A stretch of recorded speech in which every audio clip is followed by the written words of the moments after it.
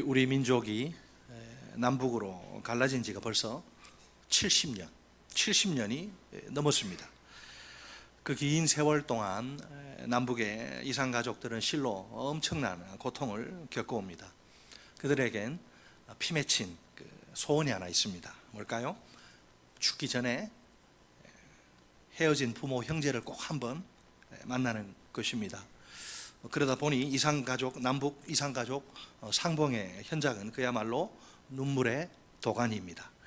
거기서 우리는 한 많은 가족의 정이 폭발하는 모습을 봅니다. 그들에게 설이나 추석 같은 이런 민족의 명절은 어떤 의미가 있을까요? 그리움만 더욱 사무치게 만드는 고통 그 자체입니다. 자, 오늘 본문에는 가족 이야기가 나옵니다. 오늘 본문에는 예수님과 그 가족들의 이상한 만남이 나옵니다. 예수님의 가족들은 만남을 간절히 원합니다. 그래서 먼 길을 마다하지 않고 달려옵니다. 반면에 예수님의 반응은 냉랭합니다. 만남 자체를 별로 달가워하지 않습니다. 이런 의구심을 모르는 사람이 보면 이런 의구심을 불러일으키기 딱 좋습니다. 저 사람들이 정말 가족이 맞나? 이 만남 속에서 서로 다른 가치관이 충돌합니다. 세상의 가치관과 하늘의 가치관입니다. 우리가 이 가치관의 차이를 어떻게 확인할 수 있을까요? 한 가지 결정적인 질문을 던지면 됩니다.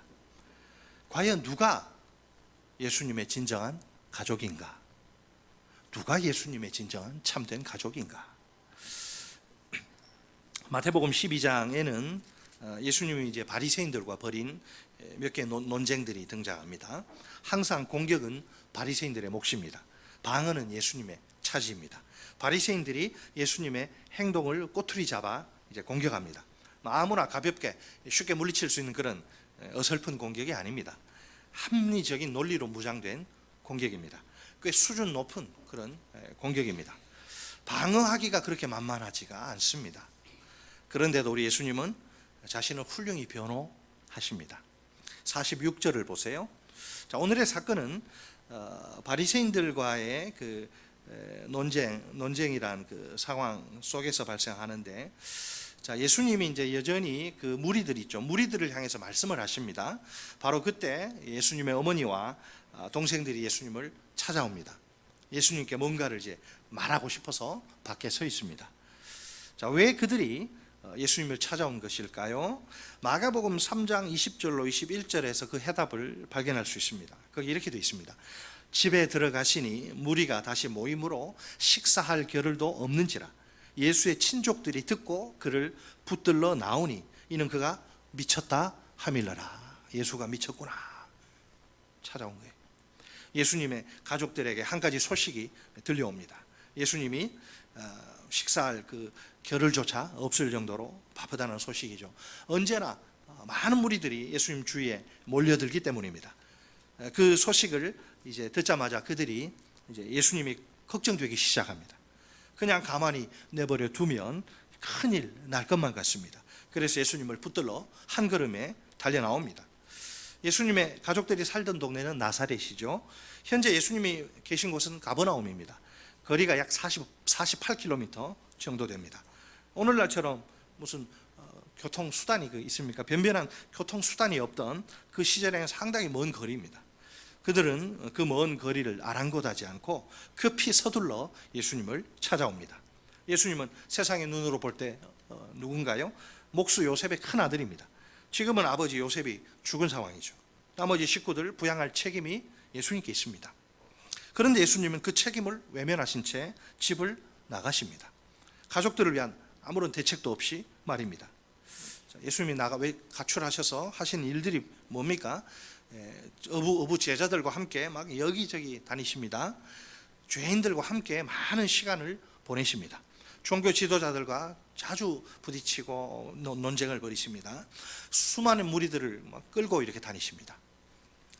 예수님의 가족들 눈에는 이게 도무지 이해가 안 되는 거예요. 그들이 내린 결론은 예수님이 미쳤다는 것입니다.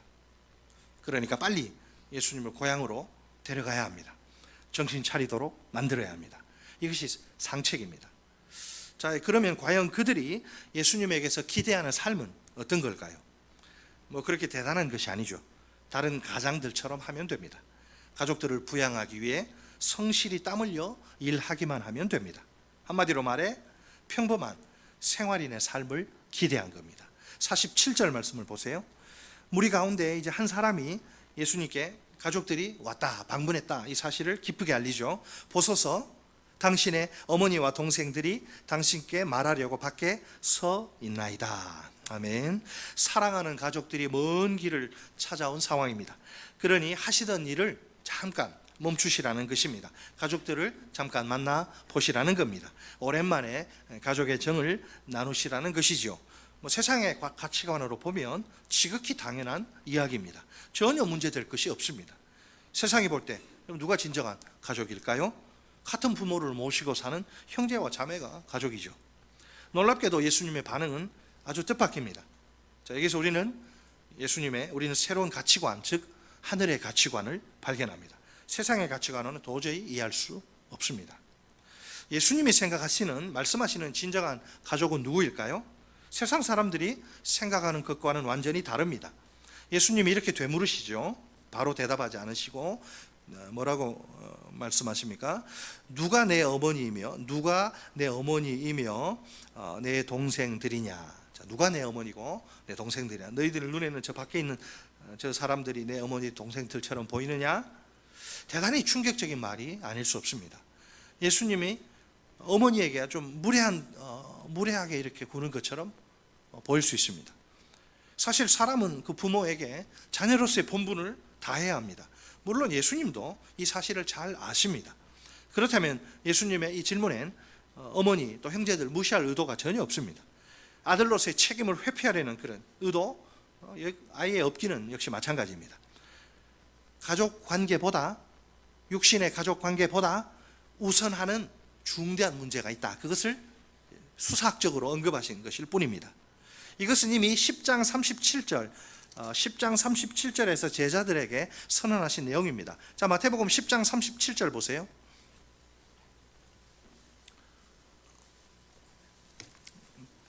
네, 10장 37절 우리 같이 읽겠습니다.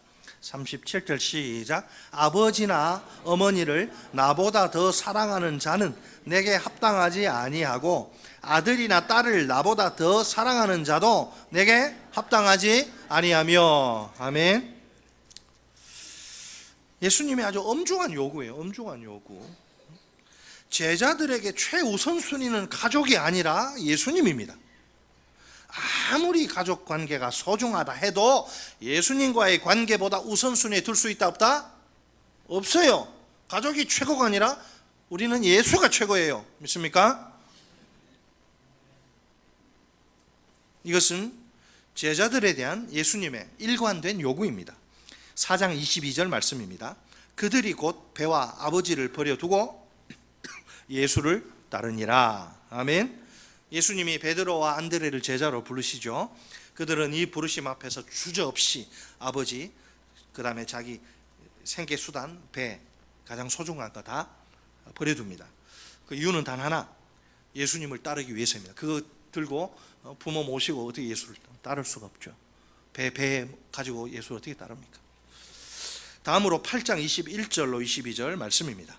어떤 제자가 예수님께 한 가지를 요청합니다. 주여, 내가 먼저 가서 내 아버지를 장사하게 허락하옵소서. 아멘. 당연한 요청처럼 들리죠. 아버지 돌아가셨으니까 그 마무리하고 또 따라가면 되지 않겠습니까? 아들이라면 이게 마땅히 감당해야 할 의무요 도리가 아닙니까? 그럼에도 불구하고 예수님은 제자의 요청을 아주 매몰차게 단칼에 거절하시면 안 된다. 그리고 무슨 말씀하시느냐? 그들의 죽은 자들을 장사하게 하고 너는 나를 따르라. 육체적 가족 관계보다 육체적 그 가족 관계에 대한 의무보다 앞서는 게 있다는 걸 제자들에게. 그것이 뭐라? 하나님의 나라의 사역입니다. 예수를 따르는 겁니다. 하나님 나라의 사역보다 예수를 따르는 것보다 더 우선권을 가지는 것은 인생에 없습니다. 가장 먼저 우선적으로 집중해야 할 것이 하나님의 나라의 사역, 예수를 따르는 것. 이것이 예수님의 뜻입니다. 자, 예수님은 오늘 본문에서 이 진리를 몸소 실천하십니다. 단순히 입으로만 가르치시는 것이 아니죠. 자신이 가르치신 진리를 직접 행동으로 보여주십니다. 진실로 우리 예수님은 말과 행동이 일치하는 위대한 랍비, 위대한 스승입니다. 이제 예수님은 그러면 진정한 가족의 기준이 뭐냐? 그 하나밖에 없어요. 유일한 기준. 여러 가지 너댓 개가 아니라 기준이 한 가지밖에 없습니다. 그것이 무엇인지를 선포하십니다. 우리 다 같이 50절 말씀을 한 목소리로 읽겠습니다. 50절 시작. 누구든지 하늘에 계신 내 아버지의 뜻대로 하는 자가 내 형제요 자매요 어머니니라 하시더라. 아멘. 예수님이 보실 때 누가 자신의 진정한 가족일까요? 밖에 있는 마리아와 그 형제들이 아니고 제자들. 예수님의 진정한 가족이 될 수 있는 이 기준은 절대적입니다. 육체적인 가족에 대해서까지도, 육체적인 가족도 이 기준에 들지 않으면 예수의 가족이 될 수가 없어요. 육체적인 가족에 대해서까지도 예외를 인정할 수 없습니다. 여러분, 사회적으로 가장 가까운 것이 육체적인 가족이죠. 그것만으로도 안 된다는 거예요. 그 어떤 것도 진정한 가족의 신분을 확보하는 데 도움이 안 된다는 거예요. 자, 그렇다면 과연 누가 예수님의 진정한 가족일까요? 주님이 말씀하시죠. 하늘에 계신 누구요? 내 아버지, 너희 아버지, 우리 아버지. 하늘에 계신 하나님 아버지의 뜻대로 행하는 자입니다. 믿습니까? 교회 다녀도 자기 마음대로 살 수 있습니다. 하나님 뜻하고 상관없이 여전히 내가 주인 노릇하며 살 수 있습니다. 그런 제자가 아니죠. 무리는 될 수 있어도 예수님의 가족이 될 수는 없어요. 무리가 예수님의 가족이 될 수는 없습니다. 예수님의 제자가 여러분 될 수 있는 그 유일한 조건, 가족, 제자 마찬가지. 역시 하늘에 계신 아버지의 뜻대로 행하는 것 그 하나뿐입니다. 그 이외에 어떤 것도 참된 조건이 되지 못합니다. 여러분, 예수님 구약 이스라엘 백성들에게 가장 중요한, 말씀이 다 중요하지만 가장 중요한 건 10계명이 목숨과 같이 소중하고, 신약 백성 우리에게 제일 다 중요하지만 가장 소중한 우리 핵심 중에 핵심은 산상설교입니다. 예수님의 가르침의 핵심, 가장 중요한 핵심 가르침의 산상설교인데, 그 결론이니까 5장, 마태복음 5장, 6장, 7장 쭉 하다가 마지막에 딱 요약을 해서 말씀하십니다.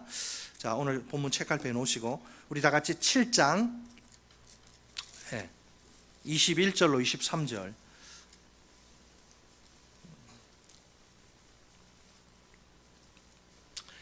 신약 성경 10쪽입니다. 10쪽. 마태복음 7장 21절로 23절 말씀 다 같이 길지만 21절로 23절 같이 읽습니다. 시작. 나더러 주여 주여 하는 자마다 다 천국에 들어갈 것이 아니요 다만 하늘에 계신 내 아버지의 뜻대로 행하는 자라야 들어가리라.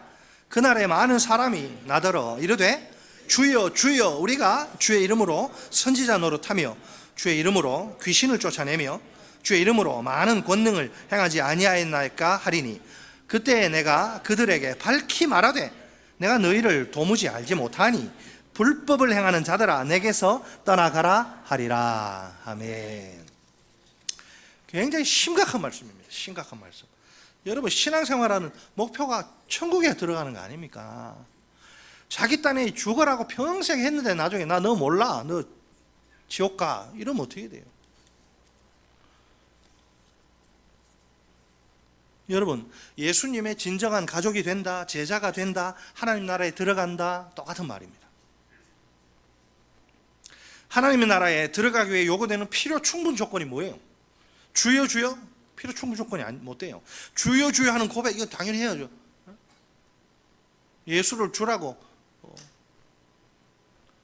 마음으로 믿어 의에 이르고 입으로 시인하여 구원에 이른다 그랬으니까 주여 부르지 않으면 구원 못 받아요. 당연히 주여 주여 하는데 이게 필요 충분 조건이 아니라, 이게 그 고백은 당연한 기본이고 그 고백에 일치하는 합당한 행위까지 있어야 한다는 거예요. 그 예수님 말씀입니다.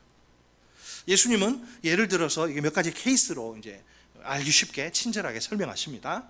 매우 그냥 뛰어난 사역자로 인정받을 수 있는 자들이 등장합니다. 굉장한 대단한 분들이다. 굉장한 하나님의 종들처럼 보이는 사람들이죠. 그런데 그들의 문제는 불법이에요. 다 불법입니다. 그들이 불법을 깨닫지 못한다는 사실이 매우 유감이죠.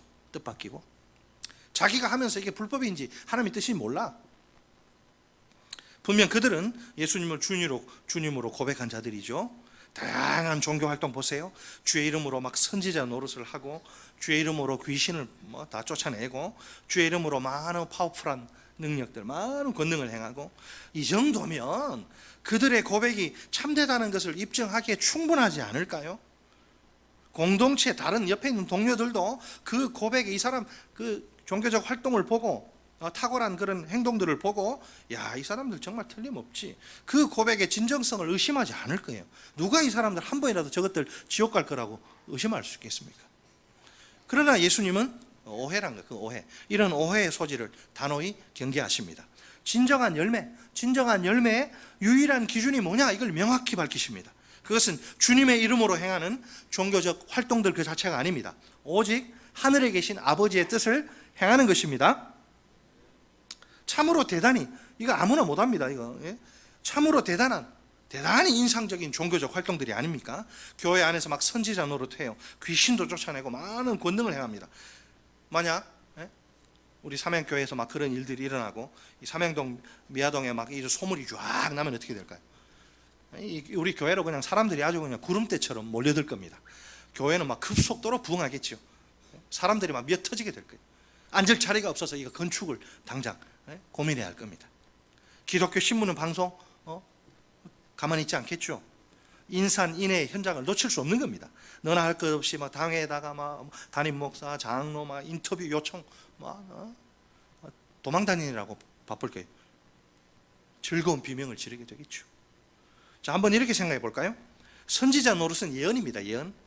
귀신을 쫓아내면 이게 병고침, 많은 권능 행함, 기적, 이런 것들은 누가 보더라도 야, 탁월한 종교적 활동입니다. 다른 사람들 속이기에 충분할 정도입니다. 자기 자신마저도 얼마든지 속일 수 있습니다. 자기가 대단한 남과는 레벨이 다른 자기가 대단한 하나님의 종인 것처럼 착각한다, 이 말입니다. 하지만 이런 활동들도 하나님의 뜻과 아무 상관없이 행해질 수 있습니다. 자기 자신의 뜻에 따른 활동들인 셈이죠. 얼마나 소름 끼치도록 무서운 사실입니까? 자, 그렇다면 하나님의 나라에 들어가는데 문제가 되는 것이 무엇일까요? 행동의 종류가 아니에요. 그 행동을 불러일으킨 근본 원인이 문제라. 아무리 인상적인 놀라운 그런 행동이라 할지라도 그 자체가 중요한 것은 아닙니다. 그 근본은 이 현상이 어떻게 발생했는가, 근본 원인이 어디에 있는지가 중요합니다. 그것이 하나님 나라에 들어가는데 꼭 필요한 더 나은 의가 될 수 있고요, 반대로 하나님 나라에 들어가지 못하게 막는 불법이 될 수도 있습니다. 예수님이 그처럼 이 놀라운 종교 활동들을 불법이라고 규정하십니다. 심판자 예수님께는 하나님의 뜻대로 행하지 않은 모든 행위들은 다 똑같아요. 종류 여하를 물러나고 불법일 뿐입니다. 이 세상에서 아무리 많은 사람들에게, 추종자들에게 박수갈채를 받아도 소용없습니다. 하나님의 뜻과 상관이 없으면 모조리 다 불법이에요. 많은 사람들이 환영한다고 인기가 하늘을 찌른다고 좋은 게 아니에요. 절대로 화려한 겉모습에 속아 넘어가지 말아야 합니다. 이단들이 막 중앙 일간지에 막 그 광고비가 얼마나, 전면 광고로 막 흉내도 못 내겠네. 그리고 잠실 체육관 빌리면 막 전국에서 버스가 수백 대 관광대 오고 대단하죠. 돈 얼마 엄청 썼어요. 솔직히 우리는 사람이 많이 모이면 그게 진리가 있습니까? 솔직히 우리는 외적인 모습만 보고 속기 쉬워요. 얼마나 많은 사람들이 모이느냐, 얼마나 웅장하고 화려한 최신식 건물들을 소유하고 있느냐, 얼마나 멋진 사업들을 크게 벌이느냐, 이런 눈에 보이는 것들에 자꾸 현혹되면 곤란합니다. 사람은 자꾸 큰 거를 좋아하게 돼 있어요. 이 본성, 타락한 본성이 작은 것보다는 큰 거, 소박한 것보다는 화려한 거, 이걸 좋아하게 돼 있다니까. 이런 눈에 보이는 것들에 자꾸 현혹되면 곤란합니다. 정말 중요한 것은 이런 것들이 아니라 하나님의 뜻입니다. 하나님의 뜻이 최고로 중요합니다. 아무리 이 세상에서 인기가 없어도 괜찮아요. 사람들에게 환영받지 못해도 상관없습니다. 하나님의 뜻과 일치하기만 하면 됩니다. 그게 진짜로 좋은 겁니다. 하나님의 뜻은 결코 다른 것으로 대체할 수가 없습니다. 우리 가정교회 핵심 원리가 뭐예요? 성경대로예요. 성경대로. 성경이 그렇다고 하면 그런 줄 알고 아니라고 하면 아닌 줄 아는 거예요. 간단합니다. 매사의 판단과 결정과 행동의 최고 기준은 하나님의 말씀인 성경입니다. 각 부서와 기관이 회의를 왜 합니까? 다수의 뜻을 모으는 게 회의가 아니에요. 하나님의 뜻을 찾고 발견하는 게 그게 회의입니다. 다수결로 밀어붙이는 게 아니에요. 그게 회의가 아니에요. 세상에서 하면 그거. 예수님은 불법을 행한 자들에게 무서운 선언을 하십니다. 나는 너희를 도무지 알지 못한다. 내게서 떠나가거라. 이 사람들이 죽어라고 주를 위해서, 하나님을 위해서 이렇게 일을 했다고 했는데 나중에 보니까 너 누구냐? 나 너 모르겠는데 내게서 떠나가라. 주여 주여 하는 입술의 고백만으로는 그게 필요하지만 충분하진 않아요. 그것만으로 예수님과 내가 온전한 관계가 이루어지느냐? 아니에요. 물론 그들 스스로는 예수님을 주님으로 안다고 말합니다. 그분의 일을 우리가 했어요. 주장합니다. 그러나 정작 주님이신 예수님은 그들을 전혀 모른다 그래요. 예수님과 아무런 상관이 없는 자들이라. 따라서 예수님은 그들에게 떠나가라고 호통을 치십니다. 예수님께 필요가 없는 존재들이에요.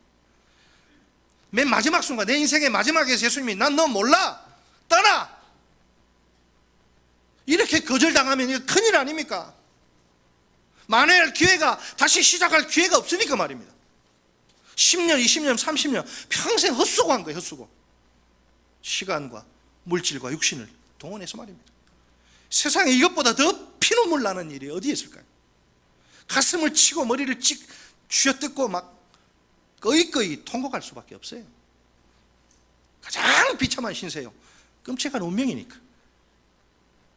무슨 일이 있더라도 이런 신세만큼은 피해야 합니다. 이런 운명에 빠지지는 말아야 합니다. 제자들은 연약하고 부족한 인생들입니다.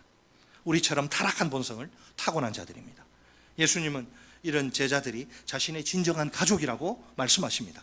이유는 단 하나뿐입니다. 그들이 하늘에 계신 아버지의 뜻대로 행하는 자이기 때문입니다. 예수님의 진정한 가족이 될 수 있는 유일한 자격 요건은 바로 이것입니다. 하나님 아버지의 뜻대로 순종하는 삶입니다. 여러분 100%는 없어요. 어떻게 100% 합니까? 마음의 경향성 자체가 바뀌어서 늘 앉으나 서나 어떻게 하면 내가 하나님을 기쁘시게 할까? 어떻게 하면 내 삶이 하나님께 영광이 될까? 자녀를 양육해도 돈을 써도 어떻게 하나님의 뜻대로 내가 할까? 그게 그렇게 사는 거예요. 아버지의 뜻대로 순종하는. 그거 아니고 주일날 누가 보더라도 예수 믿는 사람 같은 월요일부터 토요일까지는 자기 마음대로 살아. 이 성경이 필요 없어요. 하나님의 뜻? 내 마음대로 살지 뭐. 나중에 피눈물 쏟습니다. 큰일 납니다. 그렇게 살다가는.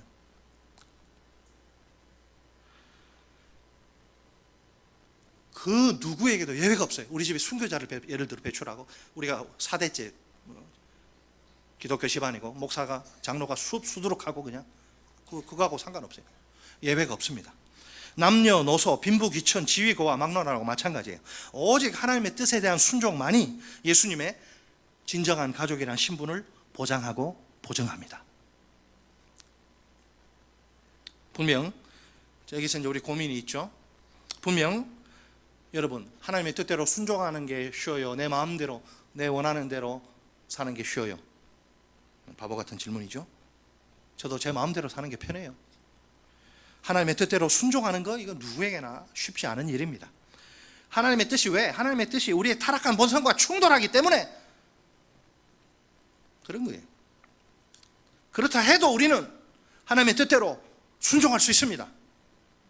우리가 진정으로 하나님을 사랑하기만 한다면 말입니다. 예수님은 순종과 사랑의 밀접한 관계를, 불가분의 관계를 요한복음 14장 21절에서 이렇게 말씀하십니다. 나의 계명을 지키는 자라야 나를 사랑하는 자니 나를 사랑하는 자는 내 아버지께 사랑을 받을 것이요 나도 그를 사랑하여 그에게 나를 나타내리라. 아멘. 같이 한번 해보겠습니다. 나의 계명을 지키는 자라야 나를 사랑하는 자니 나를 사랑하는 자는 내 아버지께 사랑을 받을 것이요 나도 그를 사랑하여 그에게 나를 나타내리라. 하나님 많이 사랑하면 사랑하는 만큼 하나님이 자기를 우리에게 잘 보여주세요. 알려주세요. 내가 이렇다. 뒤집어 이야기하면 나의 계명을 지키지 않는 자는 나를 미워하는 자니, 나의 계명을 지키는 자라야 나를 사랑하는 자니. 이 구절을 주목하세요. 우리가 예수님을 진정으로 사랑하는 걸 어떻게 증명할 수 있어요? 내 마음이 심장을 꺼내서 보여줄 수도 없고. 어떻게 가능하느냐? 예수님의 계명을 순종하면 가능합니다. 주님이 네가 나를 사랑하는 거냐? 뭘 보고 알아요? 내가 힘들고 어렵지만 어찌하든지 말씀대로 순종하려고 몸부림치며 사는 모습 보면 네가 나를 사랑하는구나, 이런다는 거죠. 예수님을 진정으로 사랑하는 자는 예수님의 계명을 순종할 수 있습니다. 그 일이 아무리 힘들고 어려울지라도 말입니다. 반면에 예수님의 계명을 순종하지 않는 자는 어떨까요? 예수님을 사랑하지 않는 자예요. 입으로 아무리 예수님을 사랑한다고 소리쳐도 소용없습니다. 예수님의 계명을 순종하지 않으면 다 헛일이에요. 그 사랑은 새빨간 거짓말에 불과할 따름입니다. 나중에 결국 무너질 모래성을 쌓는 거예요. 그 마태복음 7장 그 나더러 주여 주여 그 뒤에 맨 마지막이 집의 비유잖아요. 평생 우리는 집 짓는데 나중에 모래 반석 위에 집을 세우느냐, 모래 위에 집을 쌓느냐. 겉으로 볼 때는 다 집처럼 되지만 마지막에 다 이거는 무너질 집이 되는 거죠. 평생 순종하지 않고 살면 이제 다 나중에 큰일 나는 거예요. 사도 요한 역시 순종과 사랑의 관계를 요한일서 5장 3절 상반절에서 이렇게 강조합니다. 하나님을 사랑하는 것은 이것이니 우리가 그의 계명들을 지키는 것이라. 아멘. 따라서 하시면 하나님을 사랑하는 것은 이것이니 우리가 그의 계명들을 지키는 것이라. 아멘. 사랑합니다 하고 순종 안 해. 그러면 그 사랑은 거짓부렁이래. 하나님을 사랑하는 것과 하나님의 계명을 지키는 것은 똑같습니다. 하나님의 계명을 지키지 않는 것, 하나님을 사랑하지 않는 것입니다. 우리가 예수님을 진정으로 사랑한다면 어떻게 해야 할까요? 예수님의 계명에 순종할 수밖에 없습니다. 예수님의 계명은 그분의 뜻의 결정체이기 때문입니다. 아니, 예수님을 사랑하는 자가 어떻게 그분의 뜻을 무시하며 살 수 있을까요? 완전히 불가능한 일입니다. 예수님의 뜻을 무시하며 사는 자가 어떻게 그분의 가족일 수 있을까요? 말도 안 되는 이야기입니다. 자, 그렇다면 결정적으로 중요한 것은 예수님을 사랑하는 일이죠. 무엇보다 우리가 예수님을 사랑하기 위해선 전제 조건이 하나 있습니다. 십자가 위에 쏟아진 하나님의 사랑을 중심으로, 나를 위한 사랑임을 그 중심으로 내가 깨달아야 한다는 것이죠. 로마서 5장 8절 말씀, 복음 중에 복음. 우리가 아직 죄인 되었을 때에 그리스도께서 우리를 위하여 죽으심으로 하나님께서 우리에 대한 자기의 사랑을 확증하셨느니라. 아멘. 우리 죄인들을, 나 같은 벌레만도 못한 죄인 구원하시기 위해 자기 아들을 십자가에 못 박아 죽이신 하나님입니다. 우리가 이 하나님의 놀라운 사랑을 가슴 깊이 깨달아야 합니다. 이 피맺힌 사랑을 도무지 받을 자격이나 가치가 없는 우리 죄인들이 아닙니까? 우리 죄인들에 대한 거룩하신 하나님의 정당한 처분은 무서운 심판, 영원한 지옥 멸망이에요. 그런데 우리가 받은 처분은 놀랍기 짝이 없습니다. 참으로 감사하게도 그것은 심판이 아니라 은혜입니다. 멸망이 아니라 구원입니다. 그 은혜와 구원을 위해 하나님이 하신 일을 보세요. 아무 죄 없으신 자기 아들을 내 대신, 이 죄인 대신, 우리 죄인 대신 죽이시다니요. 얼마나 아프셨나, 못 박힌 그 손과 발, 해조차 도무지 이해할 수 없는 큰 사랑, 설명할 수도 없는 신비한 사랑, 세상에서는 불가능한 사랑, 나 같은 걸 살리시려고. 이 하나님의 사랑을 깊이 깨달으면 우리에게 어떤 일이 벌어질까요? 하나님에 대한 우리의 사랑이 깊어지기 마련입니다. 그 다음엔 또 우리에게 어떤 일이 발생할까요? 하나님 말씀에 대한 순종이 풍성해지게 됩니다. 사랑이야말로 순종으로 가는 지름길입니다. 사랑이 살아있어야 순종이 가능합니다. 사랑이 병들면 순종도 병듭니다. 순종을 낳는 사랑이 진짜입니다. 순종이 없는 사랑은 가짜라. 왜 내가 하나님께 순종합니까? 하나님을 진정으로 사랑하기 때문입니다. 왜 내가 하나님을 진정으로 사랑합니까? 나를 향한 하나님의 사랑을 온전히 깨달았기 때문입니다. 자기 아들을 죽이신 그 사랑을 내가 깨달았기 때문입니다. 이 시간 다른 거 다 내려놓고 하나님에 대한 내 사랑을 점검해 봅시다. 나의 구원을 위해 자기 아들을 십자가에 못 박아 죽이신 사랑의 하나님입니다. 내가 이 놀라운 하나님의 사랑을, 그것이 나를 위한, 내가 죽어야 되는데 나를 살리기 위한 하나님 아버지의 사랑이었음을, 이 놀라운 하나님의 사랑을 내가 진심으로 깨달은 게 맞습니까? 그렇다면 그 증거는 무엇입니까? 그 증거로 나도 할 수 있는 최선을 다해 하나님을 사랑하고 있습니까? 세상보다, 부모보다, 자식보다 하나님을 최선을 다해 사랑하고 있습니까? 혹시 지금 내 사랑이 고장난 것은 아닙니까? 그래서 순종하고 싶은 마음 싹 다 잃어버린 것은 아닙니까? 나를 향한 하나님의 그 놀라운 사랑을 진심으로 깊이 깨달아야 합니다. 그래야 하나님의 그 사랑에 대해 나도 온전히 반응할 수 있습니다. 나도 하나님을 전심으로 사랑할 수 있습니다. 또한 하나님의 뜻대로 최선을 다해 순종할 수 있습니다. 마지막으로 우리가 이 질문 앞에 서야 합니다. 과연 나는 예수님의 진정한 가족이 맞습니까? 오늘 내 삶 속에 하나님을 향한 사랑과 순종이 살아 있습니까?